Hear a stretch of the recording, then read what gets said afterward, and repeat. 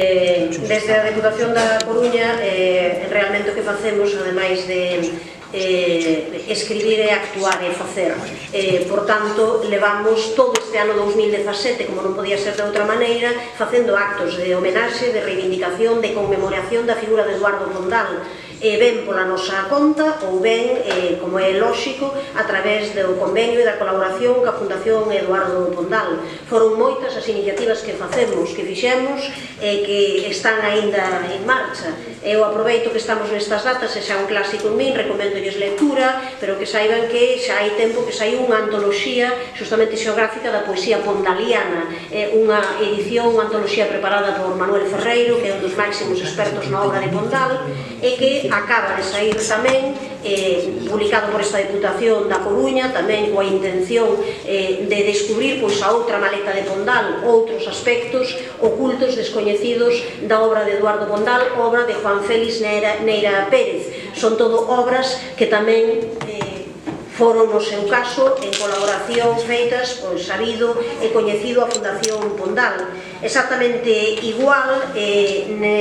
fixemos un apoio claro á Fundación Pondal a través da celebración do Festiletras 2017, que foi dedicado de maneira moi potente a reivindicar a obra do grande autor do primeiro renacemento, do rexurdimento da literatura galega, e, por tanto, presentáronse tanto a través da liña de axudas a festivais que temos, pero aparte diso, xa que era algo especial, a través da contratación do Grupo Luarna Lubre, que tivo o financiamento extra tamén desta Deputación da Coruña. Entre eses dous conceptos foron 50.000 euros para esta celebración, e aparte, pola nosa conta, trouxemos ao Teatro Colón unha obra, a obra Fillos do Sol, de produción do Fiot de Carballo e Contraproducións, dirixida por Cándido Pazó, que fala justamente da obra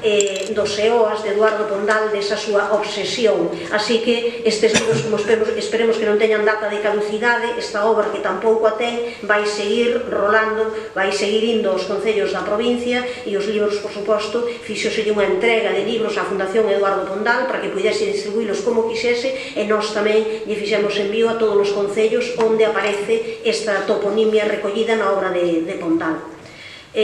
Así que a nosa contribución, xa digo, o centenario do ano de Pondal foi importante. Non sei se todas as institucións poden dicir que se preocuparon exactamente o mesmo.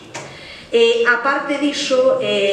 como se vai referencia tamén na moción, a celebración de todos os autores do primeiro renacemento, do rexurdimento, os dous que caerían na provincia da Coruña son Rosalía de Castro e Eduardo Pondal, porque, como se sabe, a Fundación Curros Enríquez actúa desde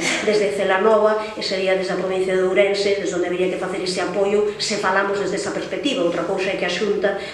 faga apoio necesario, desde logo, a estas cuestións, e que está, no caso do centenario de Pondal, eu creo que moi por baixo do que fixo a Deputación da Coruña neste ano 2017. Concretamente, para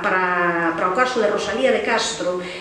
na liña de axuda a fundacións, nos financiamos as obras de reforma na Casa de Rosalía en Padrón. Entregamos tamén á Fundación Rosalía de Castro 3 obras de Ovidio Murguía e un crecho do cabelo da escritora para o proceso de musealización de toda a fundación e esa inauguración case dunha nova Casa Rosalía de Castro. Contribuímos de maneira clara tamén a reivindicar o nome de Rosalía de Castro, dándolle un premio, o premio a iniciativas a prol da defensa da lingua galega. Fixemos un Festival Rosalía este ano, fixemos un Festival Rosalía, ademais cunha imaxe nova, moderna, innovadora, unha Rosalía, heroína que ia repartindo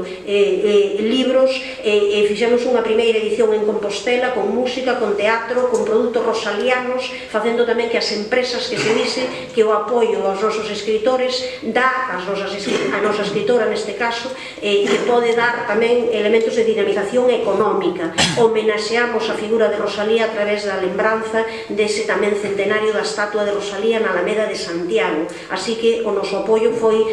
importante e coincide plenamente co que aparece na moción, mas é algo, xa indico, que nós xa fixemos, e, por tanto, adianto que, por suposto, que votaremos a favor.